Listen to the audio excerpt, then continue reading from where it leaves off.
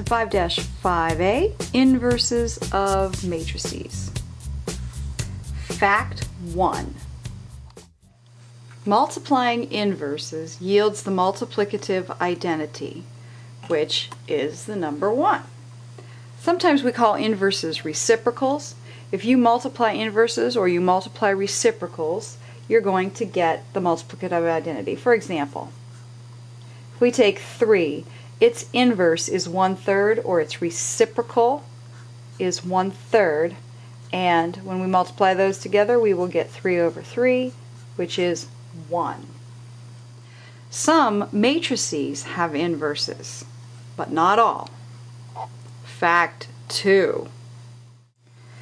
2x2 matrices M and N are what we call inverse matrices if and only if you can take M times N and get the same thing if you commute it, N times M. And by George, by Jingo, every single time you get the identity matrix. This is not going to happen all the time. Only some matrices are inverse matrices. This has to be able to happen for you to have inverses. Fact 3. All of the transformation matrices from Chapter 4 have inverses. So the size change transformations, the scale change transformations, the reflections, the rotations, all of those matrices that we learned can be undone. Let's take a look at an example. Alright, let's look at a simple size change of 2. Alright, your x's will get multiplied by 2 and your get multiplied if you multiply by this matrix. We just took the identity matrix, doubled the ones. Okay, so let's very quickly, let's say we had a little triangle, okay, and we doubled each of those coordinates.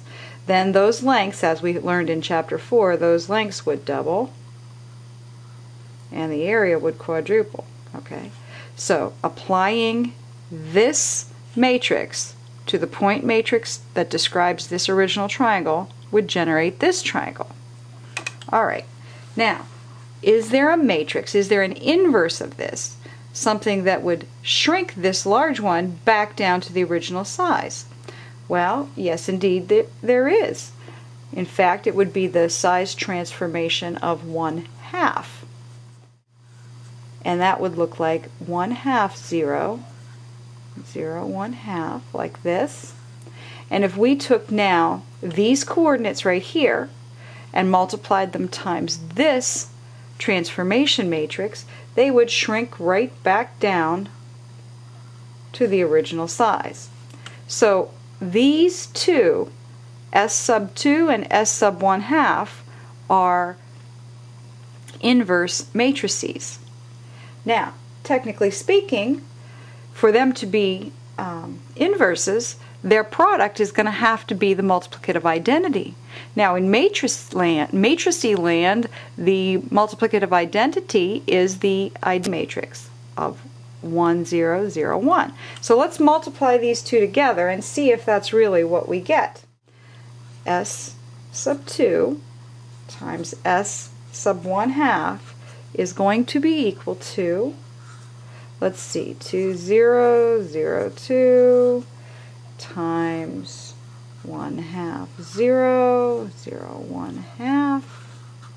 Alright, let's see what we get. Being careful here. 2 times 1/2 is 1, 0 times 0 is 0, you add those together, you get 1. Now we take first row, second column. 2 times 0 is 0, 0 times 1/2 is 0. Same thing here, 0, 0, 0, 0, 2 times 1/2. So indeed it does work. Okay, let's just take a real quick look at one more transformation example.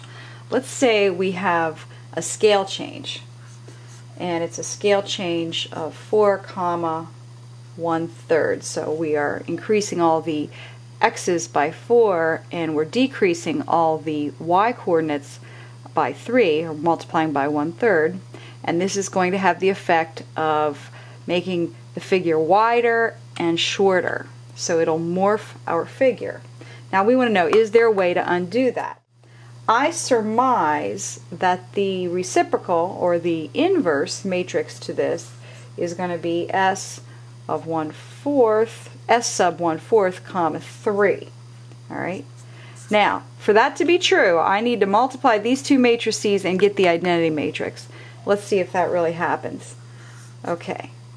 This scale change, as we learned in chapter 4, can be written as a matrix as 4, 0, 0, 1/3, and then this one could be written as 1/4,